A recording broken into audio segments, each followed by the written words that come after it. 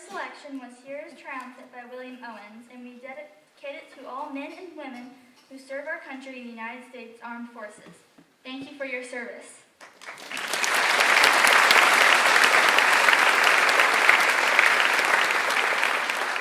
Our next piece is The Falling Rain by James Swearingen. It is intended to depict the peaceful and gentle sounds of falling rain.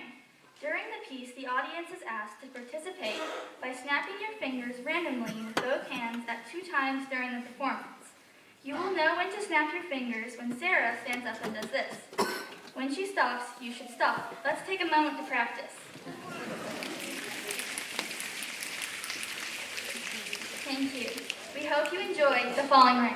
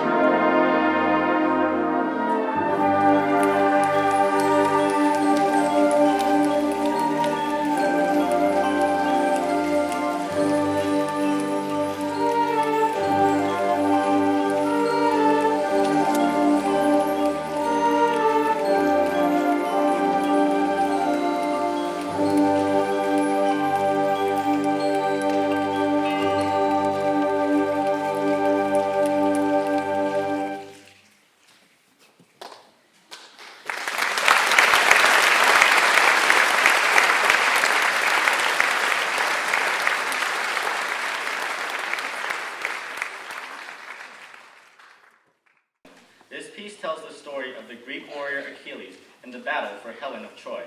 After an ominous opening, a trumpet fanfare signals the ships sailing to Troy. This is followed by the percussion announcing the battle, and finally, the battle in full bore as the piece comes to a close. We hope you enjoy Achilles' Wrath.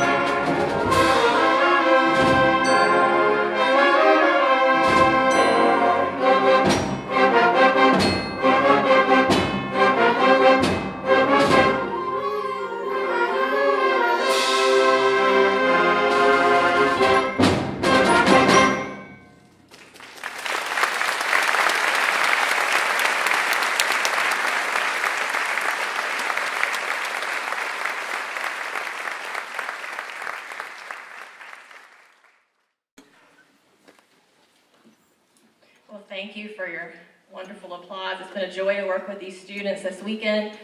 Their fine performance is definitely a tribute to the wonderful teaching that is taking place in their school band rooms every day and support that they're receiving from you at home. My job is so easy because they're so prepared and so talented. Wake County has a lot to be proud of, and it's been my honor to participate in the first ever East Central District Band Clinic. I want to say a special thank you to Laura Burrell and Avery Payne for the hard work they put in to make the clinic a success, and also to Andrew Paluzak and Eric Stoffer, who have helped me with the students for 2 straight days. It's been a great help, so thank you so much. Our final selection is called Blast from the Past, and it's by Joseph Compello.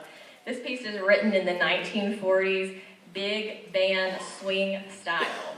This is a new style for most of the students, but they have really enjoyed working on it, and we know that you will too. We hope you enjoy Blast from the Past.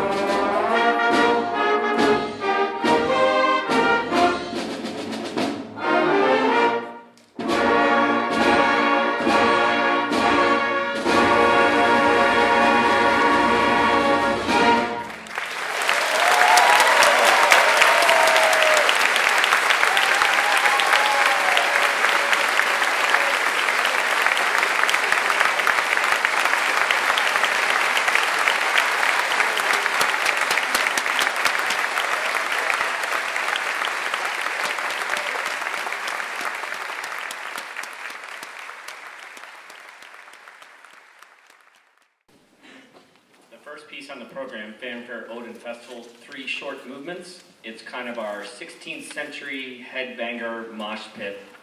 It's Renaissance dance music. I was explaining to them earlier to say the assumption that people behave differently in the 16th century and we're not doing crazy stuff dancing is incorrect. They're just like we were today. So music sounds different. Obviously, they didn't have concert bands in the 16th century, but this stuff really works well because it's just plain old dance stuff.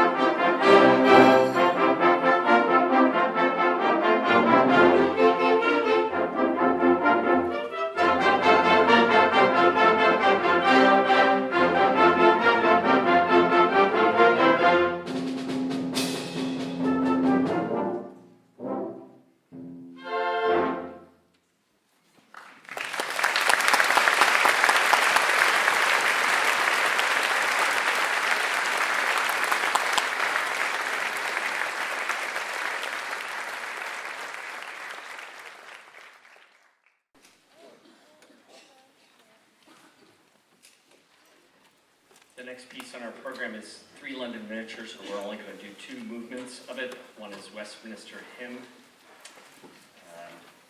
and the other is, I don't know, just scary, huh? It's Kensington March, that's right. So we're doing the 2 outside movements, Westminster Hymn and Kensington March.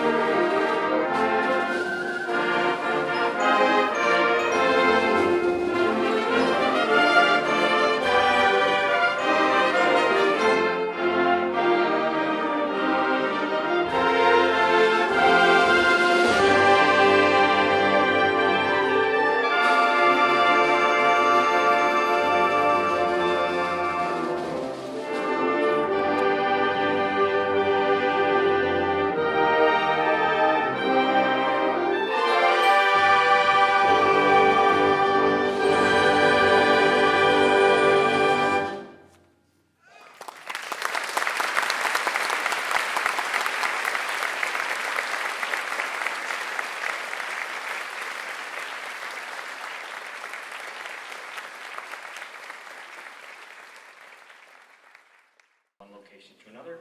Family of percussionists know exactly what I'm talking about. So the third piece, the next two pieces, just short single movement works. Moscow 1941, which is about an interpretive piece about the things that went on in Moscow at that time. And so it's a sort of theme piece in terms of it gives way to those emotions of what those people felt like. And of course you hear the Russian national anthem. So without further ado.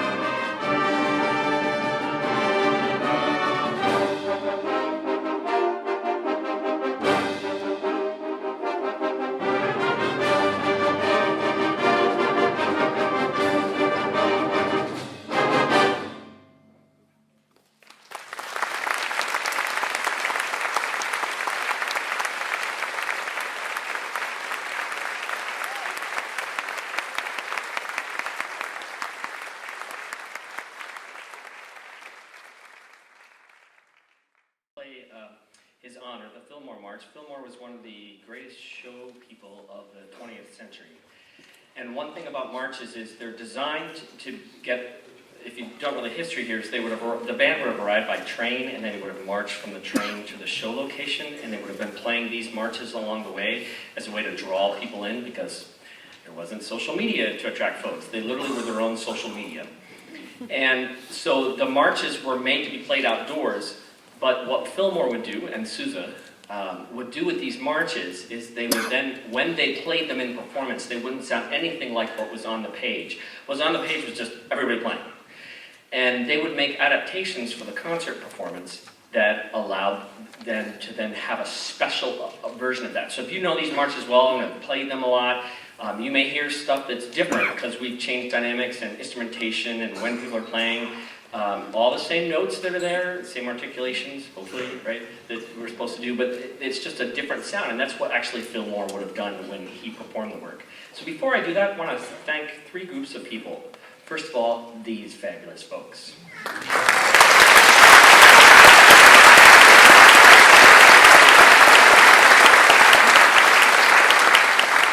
Some of the braver ones have just said to me, "Oh, you don't rehearse like my director at all."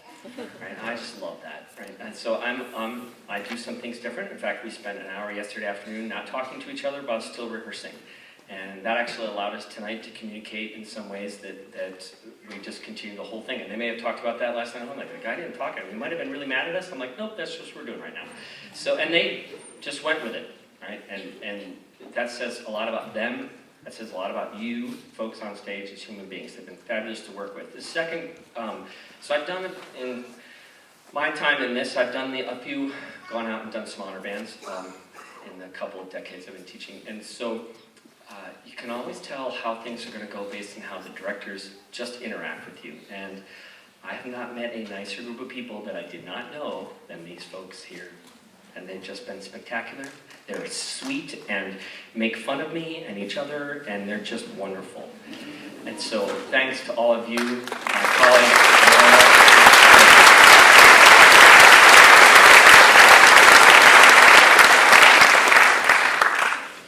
So I can't get through the first 10 minutes of the movie Up without crying, so I'm a big crier. I just want to talk to the parents and family. Gosh, I'm sorry. I just love you for everything you do for these kids. I've got 3 of my own. Keep on keeping on.